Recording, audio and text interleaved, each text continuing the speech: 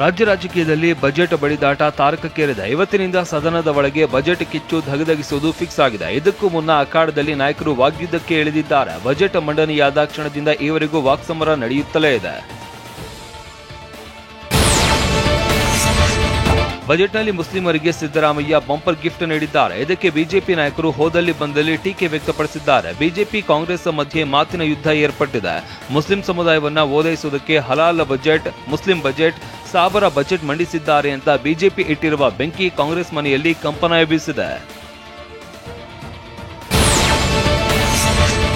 BJP ನಾಯಕರ ಟೀಕೆ, budget ವಿರೋಧಿಸಿ ಬಿಜೆಪಿ ನಾಯಕರು ಮಾಡ್ತಾ ಇರುವ ಪ್ರತಿಭಟನೆಗೆ ಡಿಸಿಎಂ ಡಿಕೆ ಶಿವಕುಮಾರ್ ತಿರುಗೇಟು ಕೊಟ್ಟಿದ್ದಾರೆ. ತಾಕತ್ತಿದ್ರೆ ಕೇಂದ್ರ ಸರ್ಕಾರದ ಬಜೆಟ್ ವಿರುದ್ಧ ಹೋರಾಡಲಿ ಅಂತ ಸವಾಲು ಹಾಕಿದ್ದಾರೆ.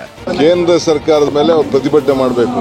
ಅವ್ರಿಗೇನಾದ್ರು ತಾಕತ್ತಿದ್ರೆ, ಅವ್ರಿಗೇನಾದ್ರು ರಾಜ್ಯದ ಬಗ್ಗೆ ಗೌರವ ಇದ್ರೆ, ಅವ್ರಿಗೆ ಸ್ವಾಭಿಮಾನ ಇದ್ರೆ ಕೇಂದ್ರ ಸರ್ಕಾರದ ವಿರುದ್ಧ ಬಜೆಟ್ ಮಾಡಬೇಕು. ಅದನ್ನ ಅವ್ರ ಕೈಯಲ್ಲಿ ಸಹಿಸ್ಕೊಳಕ್ ಆಗ್ತಾ ಇಲ್ಲ. ನಾವು ಎಲ್ಲ ಸಮಾಜದವ್ರಿಗೂ ನ್ಯಾಯ ಸಿಗಲಿ ಅನ್ನೋ ದೃಷ್ಟಿಯಿಂದ ಈಗ ಕೆಲವರೆಲ್ಲ ಹೇಳ್ತಾ ಇರಲ್ಲ, ಮುಸಲ್ಮಾನರು ಎದೆಯಲ್ಲಿ ಸೀಳಿದ್ರು 3 ಅಕ್ಷರ ಇಲ್ಲ, ಪಂಚರ್ ಹಾಕೊಂಡಿರೋರು ಅಂತ ಕೆಲವರು ಹೇಳ್ತಾ ಇದ್ರು. ಕೆಲವರು ಇವ್ರ ರೀತಿ ಟೀಕೆ ಮಾಡ್ತಾ ಇದ್ರು. ಎಲ್ಲ ಬದುಕಬೇಕಲ್ಲ, ಹಸು ಮದ್ದಿಲ್ಲ. ಬೇಕಾದ್ರೆ ಅವ್ರಿಗೆ ಏನೋ ಬೇರೆ ಯಾವ್ದಾದ್ರು ಮೆಡಿಸಿನ್ ಇದ್ರೆ ನಮ್ಮ ಹೆಣ್ಮಗಳು ಯಾರೋ ಹೇಳೋದಂತೆ ಜಲಸಿಲ್ ತಗೊಂಡು ಹೊಟ್ಟೆ ಊರಿ ಕಡಿಮೆ ಮಾಡ್ಕೊಳ್ಳಿ ಅಂತ, ಹಂಗೆ ಮಾಡ್ಕೊಳ್ಳಿ.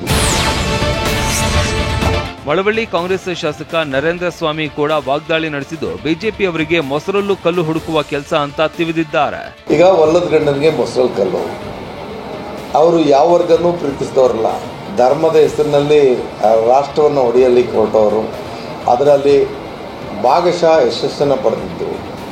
ಮುಂದಿನ ದಿನ ಅದು ಅವ್ರಿಗೆ ಮಾರಕ ಆಗೋ ದಿನ ಬರ್ತಾ ಇದೆ. ಅದಕ್ಕೆ ಅವ್ರು ಬೇರೆ ಇನ್ನೇನು ಅವರಲ್ಲಿ ನಾನು ವಿದ್ಯಾರ್ಥಿ ದಶೆಯಿಂದ ನೋಡ್ತಾ ಇದ್ದೀವಿ. ಅವರು ಧರ್ಮಾಧಾರಿತವಾಗಿ ಮಾತಾಡೋದು ಬಿಟ್ಟರೆ ವಿಷಯಾಧಾರಿತವಾಗಿ, ಅಭಿವೃದ್ಧಿ ಆಧಾರಿತವಾಗಿ ಅಥವಾ ಈ ಹ್ಯಾವ್ಸ್ ಆ್ಯಂಡ್ ಹ್ಯಾವ್ ನಾಟ್ಸ್, ಉಳ್ಳವರು ಮತ್ತು ಬಡವರ ಅಂತರವನ್ನು ಕಡಿಮೆಗೊಳಿಸ್ತಕ್ಕಂಥ ಯೋಜನೆಗಳೇ ಅವರದ್ದಿಲ್ಲ. ಅವರಿಗೆಲ್ಲ ಅಂಬಾನಿ ಅದಾನಿ ಆಗಿರಾಕಿಗಳು.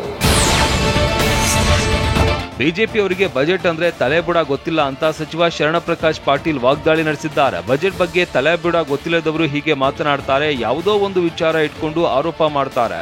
ನಮ್ಮ ಸರ್ಕಾರ ಎಲ್ಲರಿಗೂ ನ್ಯಾಯ ಒದಗಿಸುವ ಕೆಲಸ ಮಾಡಿದೆ ಅಂತ ಹೇಳಿದ್ದಾರೆ.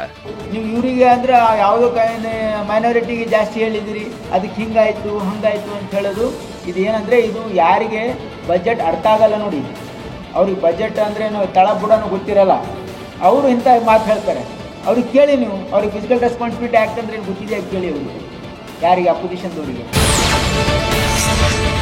ಗೃಹ ಸಚಿವ ಪರಮೇಶ್ವರ್ ಬಜೆಟ್ನಲ್ಲಿ ನಮಗೆ ಬೇಕಾಗಿದ್ದು ಎಲ್ಲವೂ ಕೊಟ್ಟಿದ್ದಾರೆ, ಇನ್ನೂ ಕೊಡಬೇಕಾಗಿತ್ತು, ಅದನ್ನ ಮುಂದೆ ಕೊಡ್ತಾರೆ. ನಮಗೆ ಮೊಬಿಲಿಟಿ ಬೇಕು, ಅದನ್ನ ಕೊಟ್ಟಿದ್ದಾರೆ ಎಂದಿದ್ದಾರೆ. ನಾವು ಕೇಳಿದೆಲ್ಲ ಕೊಟ್ಟಿದ್ದಾರೆ, ಇನ್ನೂ ಹೆಚ್ಚು ಕೊಡಬೇಕಾಗಿತ್ತು, ಇನ್ನು ಮುಂದೆ ಔಟ್ ಆಫ್ ಬಜೆಟ್ ಕೊಡ್ಬೋದಲ್ಲ. ದಲಿತರ ಹಣವನ್ನ ಗ್ಯಾರಂಟಿಗೆ ಬಳಸಿಕೊಳ್ಳಲಾಗ್ತಾ ಇದೆ, ದಲಿತರಿಗೆ ಅನ್ಯಾಯವಾಗ್ತಾ ಇದೆ ಎಂಬ ಬಿಜೆಪಿ ಆರೋಪಕ್ಕೂ ಕೈ ನಾಯಕರು ಡಿಚ್ಚಿಕೊಟ್ಟಿದ್ದಾರೆ. ವಾರಸುದಾರರು ನಮ್ಮ ಸಮಾಜಕ್ಕೆ ಆಗಲಿ, ಪರಿಶಿಷ್ಟ ಜನಾಂಗಕ್ಕೆ ಆಗಲಿ ಆಗ್ಲಿಕ್ಕೆ ಸಾಧ್ಯ. ಯಾಕೆಂದರೆ ಅವ್ರ ಹೋರಾಟ, ಅವ್ರ ಹಿನ್ನೆಲೆ ನಮಗೂ ಚೆನ್ನಾಗಿ ಗೊತ್ತಿದೆ. ಮಾತಿನಲ್ಲಿ ಇತಿಮಿತಿ ಇರಲಿ. ಕೈ ನಾಯಕರು ಏಟಿಗೆ ಮತ್ತೆ ತಿರುಗೇಟು ಕೊಟ್ಟಿರುವ ಬಿಜೆಪಿ ಶಾಸಕ ಬಿಪಿ ಹರೀಶ್ ಸಿಎಂ ಅಲ್ಪಸಂಖ್ಯಾತರ ಬಜೆಟ್ ಮಂಡಿಸಿದ್ದಾರೆ. ಇದರಲ್ಲಿ ಸಿದ್ದರಾಮಯ್ಯರ ಮಾನಸಿಕ ಅಸಮತೋಲನ ಇದೆ ಅಂತ ಟೀಕಿಸಿದ್ದಾರೆ. 16ನೇ ಬಜೆಟ್ ನನಗನಿಸಿದ ಹಾಗೆ ಮಾನಸಿಕವಾಗಿ ಅವರು ಅಸಮತೋಲನ ನಾನು ಗಮನಿಸ್ತಾ ಇದ್ದೀನಿ. ಅಭಿವೃದ್ಧಿಯ ಕಡೆ ಗಮನ ಕೊಡದೆ ಬರೀ ಅಲ್ಪಸಂಖ್ಯಾತರ ಮತಗಳಿಗೋಸ್ಕರವಾಗಿ ಬಜೆಟ್ ಮಾಡಿದ್ರು ನನಗೆ ಅರ್ಥ ಆಗ್ತಾ ಇಲ್ಲ. ಮೊನ್ನೆಯಿಂದ ಜೋರಾಗಿರುವ ಬಜೆಟ್ ಮಾತಿನ ವಾಗ್ಯುದ್ಧ ಇವತ್ತಿನಿಂದ ಹೊಸ ತಿರುವು ಪಡೆಯಲಿದೆ. ಇವತ್ತಿನಿಂದ ಸದನದಲ್ಲಿ ಬಜೆಟ್ ಮೇಲೆ ಚರ್ಚೆ ನಡೆಯಲಿದ್ದು ಬಿಜೆಪಿ ಜೆಡಿಎಸ್ ಸರ್ಕಾರದ ವಿರುದ್ಧ ಮುಗಿಬೀಳೋದು ಫಿಕ್ಸ್ ಆಗಿದೆ.